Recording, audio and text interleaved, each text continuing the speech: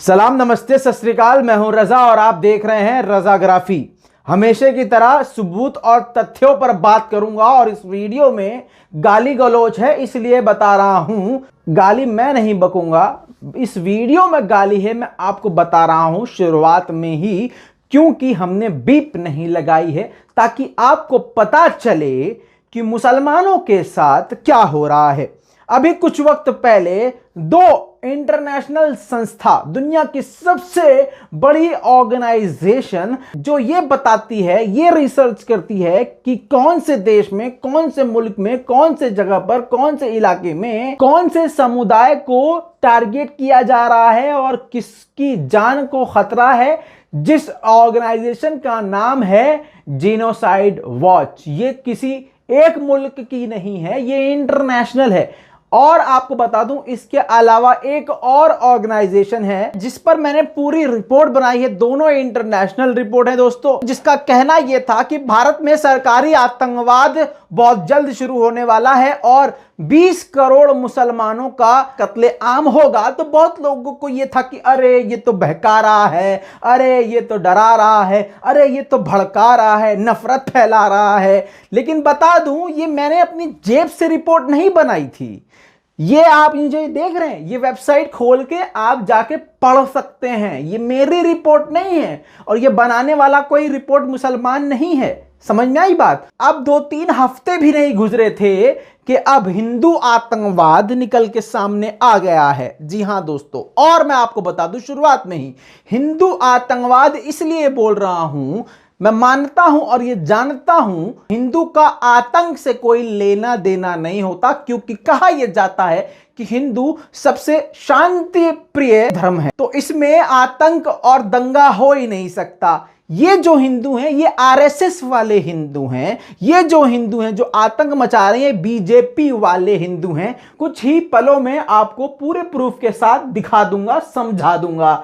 तो मैं आपको शुरू में क्लियर कर देता हूं, इसमें सभी हिंदू नहीं है, लेकिन क्योंकि मैं हिंदू आतंकवाद लिख रहा हूं, वो इसकी वजह सिर्फ इतनी है क्योंकि हिंदुत्व के नाम पे ही पूरे देश में आज मुसलमानों का कत्लेआम किया जा रहा है। अब इस वीडियो में आपको यह भी दिखाऊंगा कि अब इतना ज्यादा हो चुका है, पानी सर से ऊपर, मुसलमानों के इलाकों में घुसकर जबरदस्ती उनको, मतलब मुसलमान घर के अंदर बैठा है, उसे किसी से कोई मतलब नहीं है, तो चलो उसकी गली में, उसके मोहल्ले में जाके जय श्री राम बोलेंगे, प्रॉफिट मोहम्मद को गालियां बकेंगे, इस्लाम को गालियां बकेंगे, मस्जिद पर चढ़कर झंडा गिराएंगे, मस्जिद की मीनार तोड़ेंगे। तब देखते हैं ये कटुए फिर बोलेंगे, तो फिर हम इनको अपनी एकता दिखाएंगे, जय श्री राम बोल के इनका कत्ल करेंगे। मध्य प्रदेश की वो तस्वीरें अभी आप भूले नहीं होंगे। अभी इसी बीच में अब एक बुलंदशहर के आसपास की एक वीडियो देख लीजिए।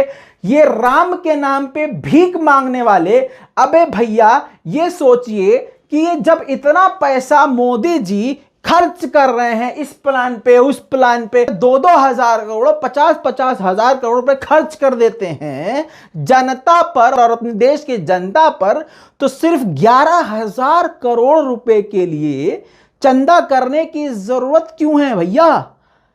तो पता ये चला कि चंदा सिर्फ बहाना है, इनको मुसलमान इलाके में घुसकर दंगा कराना है। ये तस्वीरें आप भूले नहीं होंगे मध्य प्रदेश की। अभी एक और आपको तस्वीर दिखा देता हूं, बिना बीप किए बता रहा हूं, इसमें आप ये खुद देखेंगे और समझेंगे कि आज मुसलमानों के साथ भारत में क्या हो रहा है और इसमें कमी सिर्फ मुसलमानों की है, क्योंकि मुसलमान अभी तक चुप है। देखिए,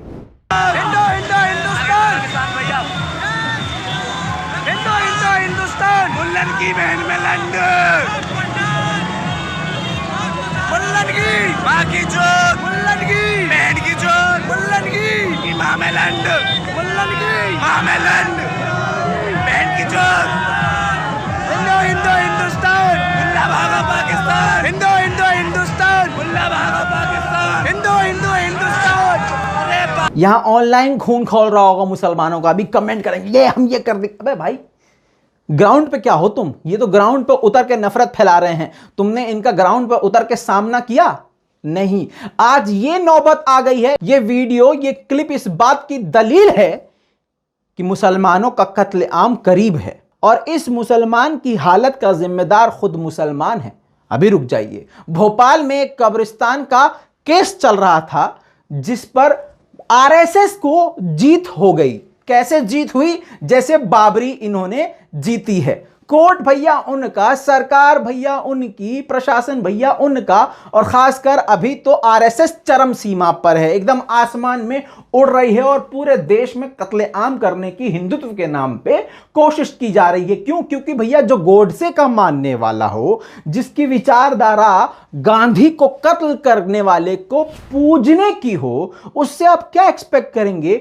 लेकिन आज वही सत्ता में है, वही सरकार में है। इससे यह बात साबित होती है कि जो रिपोर्ट इंटरनेशनल आई थी कि सरकारी आतंकवाद भारत में चल रहा है, उसकी शुरुआत बहुत पहले हो चुकी है। अब तो ये निकल के सामने आया है। भोपाल में आधे भोपाल यानी पुराने आधे भोपाल में कर्फ्यू लगा के उस कब्रिस्तान का घेराव किया गया और करवाया जा रहा है। पूरे इलाके में धारा 144 लगाकर और कांग्रेस के एमएलए को जेल में डालकर, यहां पॉलिटिक्स की बात ही नहीं करूंगा, मैं ये बताना चाह रहा हूं कि मुसलमानों की क्या हालत है। देखिए, प्रमोद इस वक्त हमारे साथ ज्यादा जानकारी के साथ जुड़ चुके हैं। प्रमोद, एहतियातन तमाम वो चीजें कर ली गई हैं जिससे कि स्थितियां खराब ना हो, और अब ये कहा जा रहा है विधायक आरिफ मसूद को भी नजरबंद किया गया। क्या जानकारी? और देखिए, बिल्कुल सबसे पहले मैं आपको बता दूं, 3 थाने, हनुमानगंज, गौतमपुरा और एक और थाना है, 3 थाना क्षेत्र में देखिए कर्फ्यू लगाया गया है। सभी जो दुकानें हैं, जो बाजार है, वो पूरी तरीके से बंद है। सुबह से ही तस्वीरें हम दिखा रहे हैं। लोगों की आवाजाही बंद कर दी गई है। जो लोग घर में हैं वो घर में ही। यदि किसी को कोई आपातकालीन या मेडिकल सेवा की जरूरत पड़ती है तो उसे बाहर निकलने की अनुमति दी गई है। और भैया एक मिनट, ये भोपाल दिखा दिया मैंने आपको, उत्तर प्रदेश दिखा दिया, अब दिल्ली देखिए। इनका मनोबल कितना बढ़ गया है। एक व्यक्ति है फेसबुक पे नफरत फैला रहा है और इसकी नजर में आज भी अर्नब गोस्वामी नंगा होने के बावजूद, जो पुलवामा में शहीदों यानी सैनिकों के मरने पर जश्न मना रहा था, सिर्फ इस वजह से कि उनके मरने से मोदी जी जीत जाएंगे और हमें टीआरपी में बड़ा उछाल मिलेगा। बहुत सारी इनकी औकात निकल के अर्नब गोस्वामी की आई है। पूरे देश में नंगा हो गया है। बहुत सारे लोगों की आंखें भी खुल गई हैं कि यह फर्जी राष्ट्रवाद है। लेकिन इसको यानी अर्नब गोस्वामी को सैनिक कहते हैं आरएसएस के लोग। जी हां, ये जो अब ये बंदा मैं आपको दिखा रहा हूं, धर्मेंद्र नाम बताया गया है। इसने अपने जिस्म को जिम जाके फुला रखा है। यह बंदा जो है अपने इलाके के, काफी दूर इलाके के मस्जिद में जाता है, मस्जिद के पास जाता है और कहता है अजान की आवाज मेरे घर तक नहीं आनी चाहिए, यह गैर कानूनी है। मतलब मुसलमान को इतना डराया धमकाया जा रहा है, मैं क्या बोलूं आपको, आप खुद ही इसके एटीट्यूड को देख सकते हैं। और शुरुआत में बता दूं, इसने ये पूरा वीडियो लाइव किया था और इसके लाइव कमेंट में जितने भी आरएसएस के हिंदू, बीजेपी के हिंदू हैं, उनके आप कमेंट्स पढ़ लेंगे तो आपका दिमाग घूम जाएगा। नीचे डिस्क्रिप्शन में इसकी लाइव वीडियो का मैं लिंक दे रहा हूं, आप जाके देखिएगा किस तरह से प्रोफेट मोहम्मद को गाली बकी जा रही है, कुरान को गाली बकी जा रही है, मस्जिद को गालियां बकी जा रही है, किस तरह से मस्जिद में घुसकर तोड़फोड़ करने की प्लानिंग की जा रही है, मस्जिद में घुसकर जबरदस्ती माइक निकाल के फेंकने की बातें की जा रही हैं, इलाके से मस्जिदों को तोड़ने की बातें की जा रही हैं। और यह बंदा जिसकी कोई औकात नहीं है, जो खुद एक आतंकी को सैनिक मानता है, अर्नब गोस्वामी को सैनिक मानता है, आरएसएस को अपना बाप मानता है, यह बंदा क्या कह रहा है कि ये जो मस्जिद बनी है 4 मंजिल की, इसकी फंडिंग कहां से हुई है।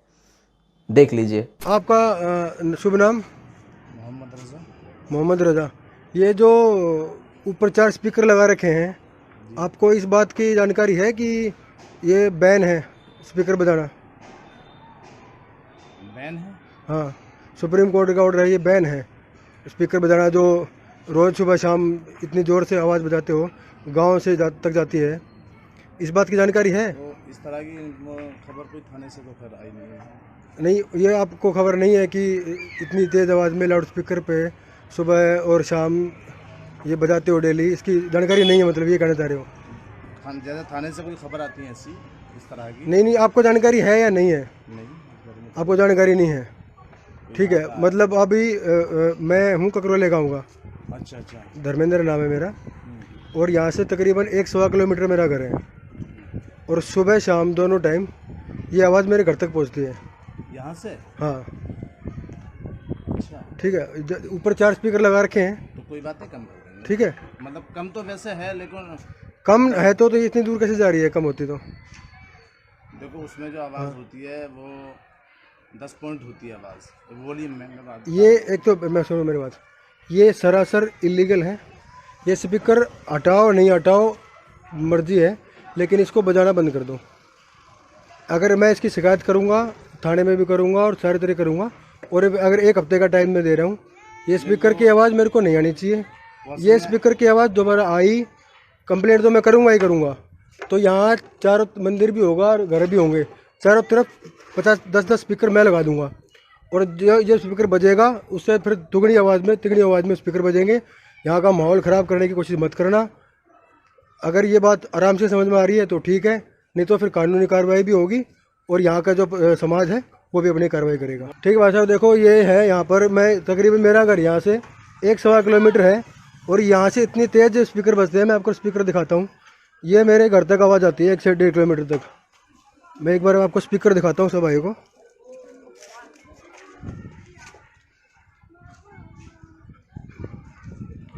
ये जो मस्जिद बना रखी है इन्होंने 4 मंजिल की, एक तो इसका पैसा कहाँ से आया, क्योंकि यहाँ जो रह रहे हैं इनके तो इतना है नहीं, तो इसकी भी जांच का, ये तो जांच का विषय है कि ये फंडिंग कहाँ से होती है इनको। आप ऊपर देखो, चौथे फ्लोर पे 4 स्पीकर लगे हुए हैं। अब भी आप ये कहेंगे कि नहीं मैं भड़का रहा हूं, सरकारी आतंकवाद शुरू नहीं हुआ है। इसमें पता है मुसलमान की सबसे बड़ी कमी है। अगर आपने प्रोफेट मोहम्मद का परचम लगाया है, मतलब ये हालत हो गई है कि परचम लगाया है तो आप उसको नहीं लगा सकते, और कोई आके हटवाएगा ऐसा गुंडा तो आप हटा लोगे, गिगियाओगे। वाह, ये मुसलमानों के लिए तालियां भाई, बहुत बढ़िया। इन्हें खोल के दिखा मेरे तो झंडा की चीज का है। बड़ी बात नहीं है इसमें कोई। बात बड़ी छोटी नहीं है, बात छोटी बड़ी नहीं है, तूने लगा के रखे आयो। अरे पिछले साल के तो नाम लगा, फिर क्यों लगा था, किसे पूछ के? मुस्लिम राष्ट्र है क्या यो? नहीं हटा देता हूँ, कोई सही कह राजू, मदरसा थोड़ा ही है तो नहीं लगा रखा। हटा देता हूँ जब तुम सारे अड़े आस पास कौन है, सबने बुलाओ। हटा देता हाँ, हूँ, हटा दे ना, फेंक ना तार गाड़ी से। हटा दो भाई, मैं तो कभी ना हटा दो, मैं कुछ कह भी नहीं रहा हूँ। कुछ कहेगा तो फिर तेरे मैं सिर तो पर नहीं तेरा लगेंगे। हटा देता हूँ, मैं तो यही पूछा हूँ इनसे। मुसलमान क्या तलवार और मौत से डरता है? आज ये जो मुसलमान डर रहे हैं कि हमारा परिवार है, हमारी फैमिली है। अरे भाई, अरे तुम घरों के अंदर बैठे हो तब भी तो सेफ नहीं हो। तुम्हारे घर के बाहर आ गई है जय श्री राम बोल के तुम्हारे घर पे पथराव करते हैं, तुम क्या उखाड़ लेते हो? घर के अंदर बैठे रहते हो ना, तुम शांति प्रिय हो, लेकिन ये क्या कर रहे हैं वो तो देखो। अब ये नौबत आ गई है कि तुम अपने नबी का ला इलाहा इल्लल्लाह मुहम्मदुर रसूलुल्लाह और मदीना की तस्वीर जिस पर लगी हो, जिस झंडे पर पाकिस्तान की कोई सूरत ही ना हो, उसको भी तुम लहरा नहीं सकते अब भारत में। और ये कहां की बात बता रहा हूं? दिल्ली के इलाके की बात बता रहा हूं। ये हाल कहां का है? राजधानी के इलाके का है। अब भी लोग कहेंगे नहीं ऐसा नहीं है। दोस्तों, मैं आपको एक बात यहां पर क्लियर करता चलूं, अभी मध्य प्रदेश में जिन आतंकियों ने मस्जिद पर हमला किया था वो बीजेपी के लोग और कार्यकर्ता हैं। ये मेरा नहीं है कहना, आंध्र प्रदेश के डीजीपी का यह है कहना, जिन्होंने साफ कर दिया है। और इसमें कोई बड़ी बात नहीं, हमें तो पता ही ये बीजेपी का सारा खेल है। 2014 से पहले हिंदुत्व कभी खतरे में नहीं था। मतलब ये जय श्री राम बुलवाने की कोशिश करते हैं। भारत में अगर रहना होगा जय श्री राम कहना होगा। मतलब मैं इनसे सवाल ये करना चाहता हूं, क्या मतलब मेरे दिल में महापुरुष श्री राम के लिए बहुत इज्जत है, क्योंकि मैंने पढ़ा है उनके बारे में, जो उनका सब कुछ है, अच्छे से पढ़ा है महापुरुष के बारे में, लेकिन उनके मानने वालों में काफी ज्यादा बदलाव देखा गया है। अब मैं इनसे सवाल करना चाहता हूं, जय श्री राम कहना होगा, भारत में अगर रहना होगा, तो मुझे ये बताओ, जय श्री राम के नारे तुम मुसलमान से लगवा रहे हो, उससे क्या साबित कर रहे हो? तुम्हारा भगवान, तुम्हारा राम इतना कमजोर है, अगर तुम जय श्री राम बोलोगे तो उनको मजा नहीं आएगा, वो कहेंगे नहीं नहीं तुम्हारे जय श्री राम में, मुसलमान जय श्री राम बोलेगा तब राम को मजा आएगा भाई, तब मानूंगा कि तुम मेरे भक्त हो। क्या राम जी ऐसा करना चाहते हैं? बताओ। जवाब नहीं होगा, क्योंकि इनके दिल में सिर्फ यही है कि मुसलमानों को मारो, मुसलमानों को कत्ल करो, और इसमें पूरी तरह से सरकार साथ है। खुली किताब है, हालात आपके सामने हैं, सोचिए समझिए। और भैया मैं नहीं कहूंगा इस वीडियो को शेयर कीजिए, मेरी एक जिम्मेदारी है कि मैं सच बोल रहा हूं और आपको समझाने की कोशिश कर रहा हूं।